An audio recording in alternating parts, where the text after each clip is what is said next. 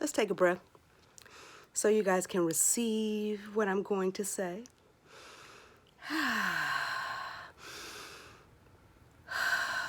All right. How you doing? It's Sabrina Fisher-Reese, America's #1 transformational mindset coach. And you know what I want to talk about today? You ready?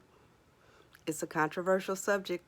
So let me apologize in advance. I'm not trying to offend anybody, any group of people, any organization of any kind. These are my personal beliefs and my concepts, and this is what's working for me, okay? I want to know, why are Christians offended by prosperity? You hear them all the time. They get mad at Reverend Ike. They get mad at prosperity preachers. They get mad at the preachers of LA because they're driving a Rolls Royce. They get mad at prosperity. They say they want it to show up in their lives. They say they want more wealth. They say they want more prosperity. They say they want to own more. They want to make more. But when it happens, or when they see it showing up in other people's lives, they get mad. And they somehow think that that means that that person is doing something wrong, or, further away from Jesus, or their relationship with God is not right because prosperity is showing up in their lives. And that's something we have to change, okay? And it could have started with some of our ancestors, because they used to believe that, maybe to have wealth was like cheating on Jesus or something, but it's not. And today, try to buy your grandmother something that she think is unnecessary. Try to get her a cell phone or Alexa or some modern technology. They're like, no, baby. Everyday items. Track your deliveries. I called Alexa. List, off, Alexa. Questions. I can help reorder everyday items. Alexa, be quiet. Modern technology. Try to buy that for your grandmother and see what happens. So my point is, they didn't mean us any harm. They didn't know any better, but each generation is supposed to evolve. So it is not a sin to be rich. It is not a sin to want, expect, hope for prosperity and wealth in your life. My affirmation, which I share with you all the time, I am rich in all areas of my life. And even though I say that, people still go, well, I don't need to be wealthy. I just want peace. Guess what?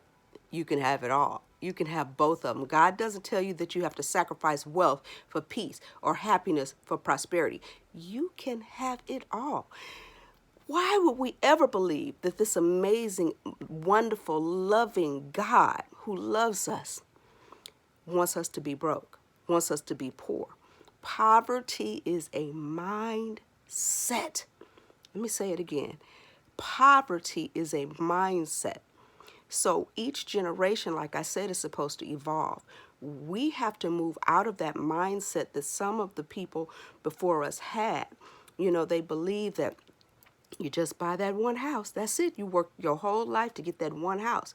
No one ever taught them that not only, Grandma, can you own that one house, you can own 2 more and the apartment building down the street around the corner. Okay?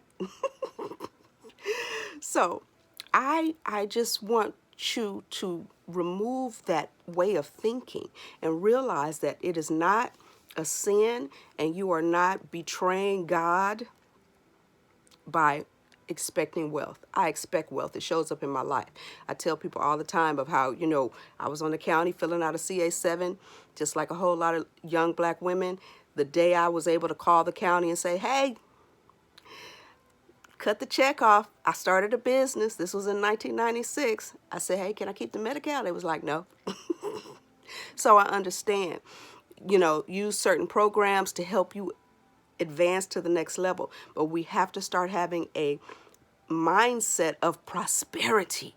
Y'all know what I say all the time. Abundance is real, because it is. If you believe it, if you believe in things unseen as if they already are, if you stop hoping, wishing, and wanting, and you thank God in advance for the fact that it's already done, you are not, okay?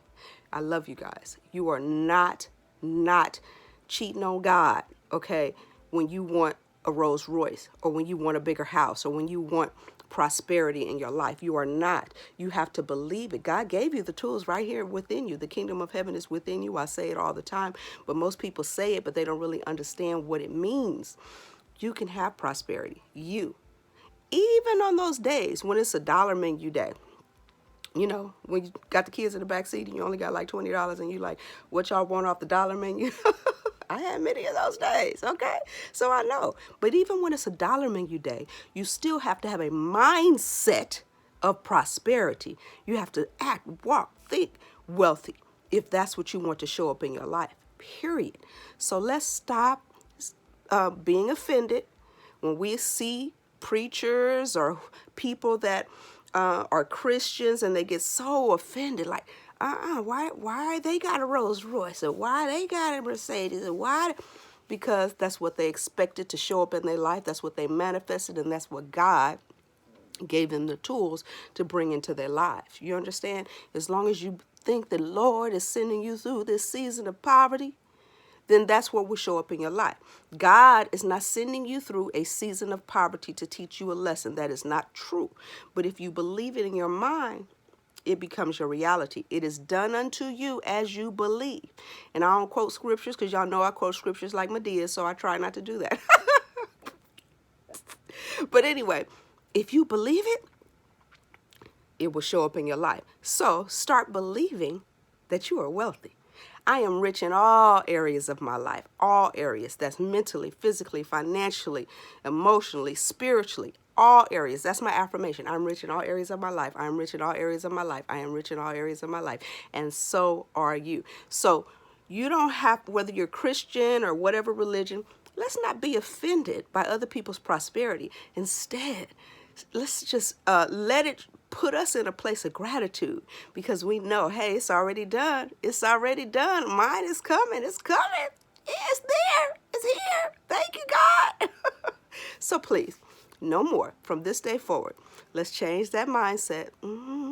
Let's change our relationship with money. Let's change the way we feel about other people when we see it showing up in our lives. And when we see it, when your friend just bought that new house, and when your friend just got that new car, when your friend just started that new business, start to feel grateful. Start to feel happy, because your time is here. It's already here. You just got to press the button. You just got to activate that inspiration for creation and bring it on into your life with the tools that God gave you. So I love you guys.